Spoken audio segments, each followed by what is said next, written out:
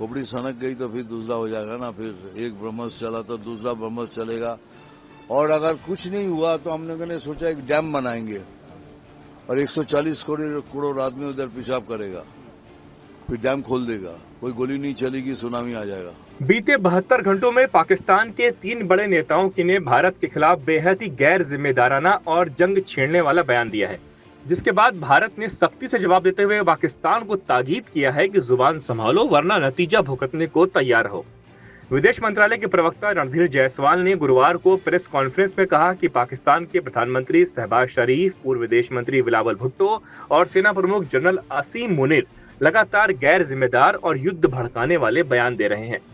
भारत ने साफ कहा कि यह बयान नफरत फैलाने और अपनी नाकामियों से जनता का ध्यान भटकाने की कोशिश है। रणधीर जायसवाल ने साफ कहा कि अगर पाकिस्तान ने कोई भी गलत कदम उठाया तो उसका अंजाम बेहद गंभीर और दर्दनाक होगा।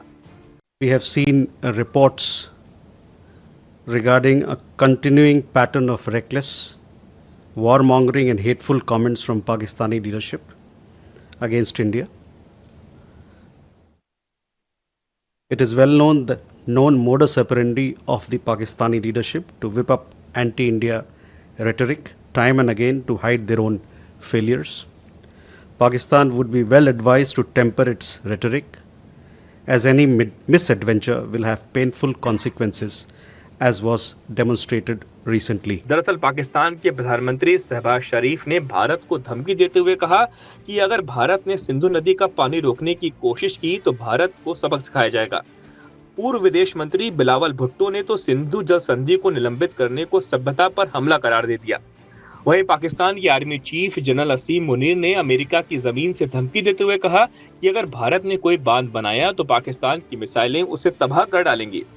भारत ने इस बयान को परमाणु धमकी बताया और कहा कि इससे साफ होता है कि पाकिस्तान की सेना और आतंकी संगठनों के रिश्ते कितने गहरे हैं। पाकिस्तान से लगातार आ रही धमकियों के बाद बॉलीवुड अभिनेता और बीजेपी नेता मिथुन चक्रवर्ती के बयान से पाकिस्तान में हड़कंप मच गया। उन्होंने पाकिस्तान पर ब्रह्मोस मिसाइलों की बरसात की धमकी दे डाली। मैं कभी पाकिस्तान के अवाम के अगेंस्ट में हमारा कुछ कहना नहीं है कि पाकिस्तान का अवाम जो है वो युद्ध नहीं चाहते, अच्छे लोग हैं सब। लेकिन अगर ऐसी बातें करते रहेंगे तो फिर खोपड़ी सनक गई तो फिर दूसरा हो जाएगा ना। फिर एक ब्रह्मस चला तो दूसरा ब्रह्मस चलेगा। और अगर कुछ नहीं हुआ तो हम लोगों ने सोचा एक डैम बनाएंगे और 140 करोड़ आदमी उधर पेशाब करेगा, फिर डैम खोल देगा, कोई गोली नहीं चलेगी, सुनामी आ जाएगा। न्यूक्लियर हमले का भी थ्रेट कर रहे हैं। मैं बोल रहा हूँ सुनामी आ जाएगा। याद दिला दें कि हाल ही में भारत ने ऑपरेशन सिंदूर के तहत पाकिस्तान और पीओके में आतंकियों के ठिकानों पर बड़ी कार्रवाई की थी। 7 से 10 मई तक चले इस ऑपरेशन में ड्रोन और मिसाइल हमलों से आतंकी ठिकानों को ध्वस्त किया गया। इसके बाद 10 मई को संघर्ष विराम हुआ था। भारत ने पाकिस्तान को आज बहुत साफ शब्दों में कहा कि अपनी जुबान पर लगाम लगाओ, नहीं तो अंजाम भुगतने को तैयार रहो। सवाल यही है कि क्या पाकिस्तान अब भी चेतावनी को नजरअंदाज करेगा या कोई नई साजिश रचने की फिराक में है।